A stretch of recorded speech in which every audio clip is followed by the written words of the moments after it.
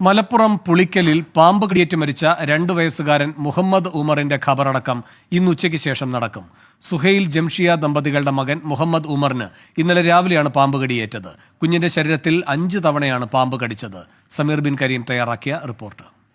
ഇന്നലെ രാത്രിയോട് കൂടിയാണ് 2 വയസ്സുള്ള മുഹമ്മദ് ഉമർ എന്ന് പറയുന്ന ഈ കുട്ടി മരിക്കുന്ന ഒരു സാഹചര്യം ഉണ്ടായത്. ഇന്നലെ രാവിലെ ഈ വീട്ടിൽ വെച്ച്, കുട്ടിയുടെ ഉമ്മയുടെ വസതിയാണിത്, ഈ വീട്ടിൽ വെച്ചാണ് പാമ്പുകടി ഏൽക്കുന്നത്.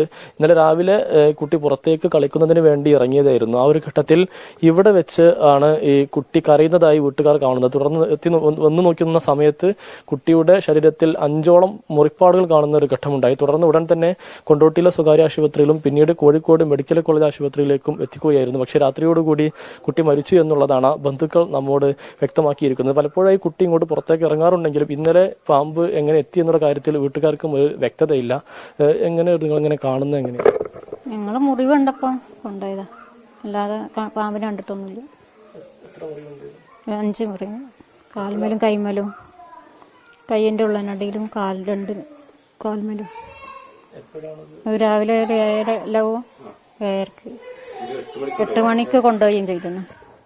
എപ്പോഴും ഇങ്ങനെ മുറ്റത്ത് കളിക്കുന്നതാണ്? എപ്പോഴും മുറ്റത്ത് കളിക്കുന്ന ആളാ.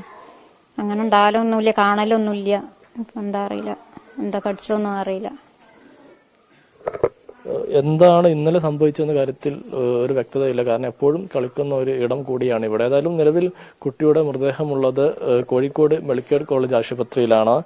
പുളിക്കൽ ചെറുമുറ്റം സ്വദേശിയായിരിക്കുന്ന ജംഷിയ, ഒപ്പം തന്നെ പെരിന്തൽമണ്ണ തൂത സ്വദേശി മുഹമ്മദ് സുഹൈൽ എന്നിവരുടെ കുട്ടിയായിട്ടുള്ള 2 വയസ്സുള്ള മുഹമ്മദ് ഉമ്മറാണ് ഏതായാലും ഇന്നലെ രാത്രിയോടുകൂടി മരിച്ചിരിക്കുന്നത്.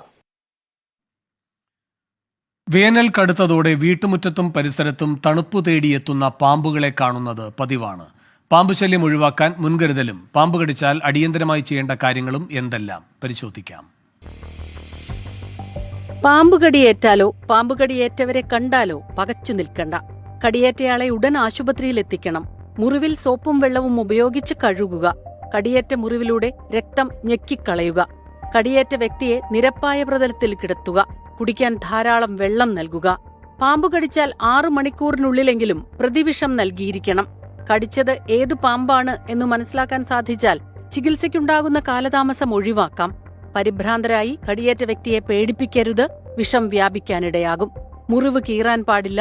ബ്ലേഡ് ഉപയോഗിച്ച് മുറിവ് വലുതാക്കി വിഷം കളയാൻ ചിലർ ശ്രമിക്കാറുണ്ട്. അത് ഗുണം ചെയ്യില്ലെന്ന് മാത്രമല്ല, കൂടുതൽ രക്തനഷ്ടത്തിന് ഇടയാക്കുകയും ചെയ്യുന്നു. മുറിവിനു മുകളിൽ തുണി ഉപയോഗിച്ച് കെട്ടുക. 10 മിനിറ്റിനുള്ളിൽ അഴിച്ചു കെട്ടുകയും വേണം. കടിയേറ്റ് 1 മണിക്കൂറിലേറെ കെട്ട് നിലനിർത്തരുത്. പ്രത്യേകം ശ്രദ്ധിക്കേണ്ട കാര്യം, മുറിവേറ്റ ഭാഗം അധികം മുറുക്കി കെട്ടാൻ പാടില്ല എന്നതാണ്. ഇത് രക്തയോട്ടം തടസ്സപ്പെടുത്തി കോശങ്ങൾ നശിക്കുന്നതിന് ഇടയാകും. കടികൊണ്ടയാൾ അധികം നടക്കാനും ഓടാനും പാടില്ല. ശരീരം ഇളകാതെ നോക്കണം. മുൻകരുതലിനായി സ്വീകരിക്കേണ്ട കാര്യങ്ങളിൽ പ്രധാനം, വീടിനും പരിസരത്തുമുള്ള കാട് വെട്ടിത്തെളിക്കുക. പൊന്തക്കാട്ടിലും കല്ലുകൾക്കിടയിലും പൊത്തുകൾക്കിടയിലും പാമ്പ് ഇരിക്കാൻ സാധ്യതയുള്ളിടത്തെല്ലാം നിരീക്ഷിക്കുക. വീടിന് പരിസരത്തെ മാലിന്യങ്ങൾ നീക്കം ചെയ്യുക. News desk 24.